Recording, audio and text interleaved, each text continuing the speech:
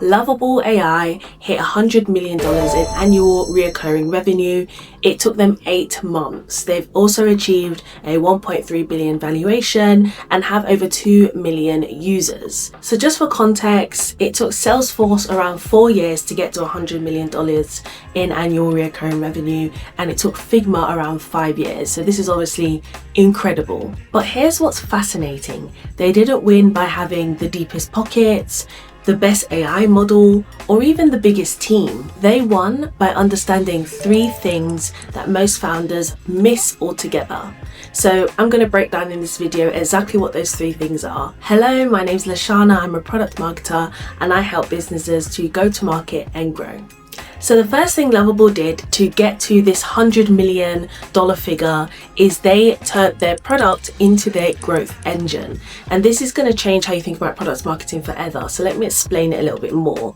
Most companies, they kind of separate things. They have the product team, they have the marketing team. They also kind of take this approach of you build something, you ship it, and then you market it. Lovable did something very counterintuitive. They marketed as they were building, and they embedded marketing in the actual product and made it central to their growth and iteration process. So what this looked like is everything that was created became content. It became marketing, use cases, case studies, proof points, social proof, an opportunity to generate more leads and to demonstrate what the product is capable of. They really made growth inseparable from the product itself. So every customer that builds something on Lovable becomes a use case for Lovable. Everything that's built in that platform becomes a billboard for its growth. So this goes beyond the user-generated content model. It becomes social proof. This isn't accidental, this is strategic, and it is by design.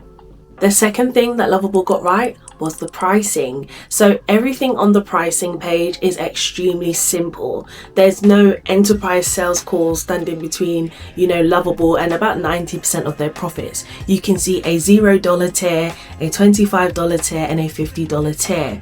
So immediately people know exactly what they're paying. Additionally, they also made it clear how much a request or a prompt actually costs. So again, you have this really great transparency into, okay, if I sign up for Lovable, I'm going to pay this much for this many, prompts, or this much access to the functionality of the tool. And that's going to simplify how much restriction or resistance there is to actually signing up and doing something. The genius of this is the transparency. When customers know exactly what they're paying for, they feel like they're in control. And when they have control, there's no resistance to upgrading and spending money. They were even able to collapse an additional tier that was focused on teams into their pro tier, because they made collaboration possible. So again, they just created this really simple pricing model where it was very transparent and very easy to understand exactly what you're paying for and exactly what you get for the cost.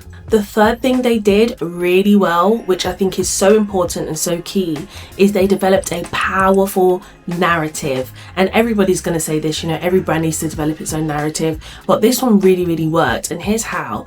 Essentially, they hopped on this vibe coding bandwagon, this vibe coding message, making sure that they didn't position as, selling AI developer tools, and the market would kind of imply that's what it is, or, analysts will kind of position them as a brand that does that. They zoomed out and understood the kind of the value arbitrage in supporting, entrepreneurs and people with ideas who's 50 times larger a market than just devs, to develop a narrative that felt perfectly aligned and intuitive and engaging for that audience. Lovable AI was not developer tools like the category they exist in would imply. Lovable AI was a creation tool. It was a business tool. It was a make your dreams come true tool. So the Lovable story isn't AI will make you code faster. It's AI that makes it possible for anybody to build whatever they want. And that is an empowering story. It's a story about the future of work. It's a story about, building things and bringing great ideas to market. It's also a democratization story, one that's worth sharing, and it works. So I'm not here to sell you fairy tales. Obviously, there are some speculations that their kind of figure of this 100 million is a little bit generous. For example, we're not entirely sure if it factors in things like churn and all of these sort of detractions that may change the figure slightly, but none of that takes away from the fact that Lovable AI have built a growth engine that works. So here's the playbook that you can steal to build your own 100 million annual reoccurring revenue growth engine.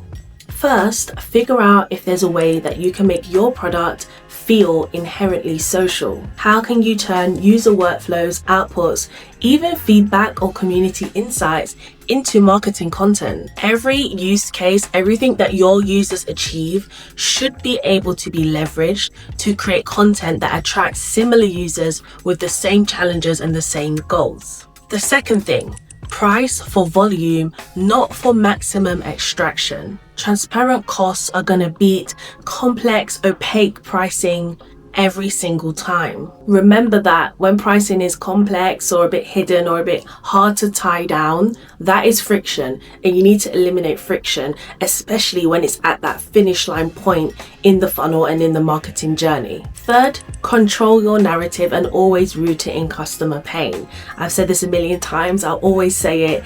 Understanding your customers' challenges and speaking directly to them is the only way to go to market. It's the only messaging that's really going to convert for you. So don't let competition or analysts define your narrative, define your messaging. You need to define it. You can invent it. So I do hope that was helpful. If it was, please remember to like, comment and subscribe.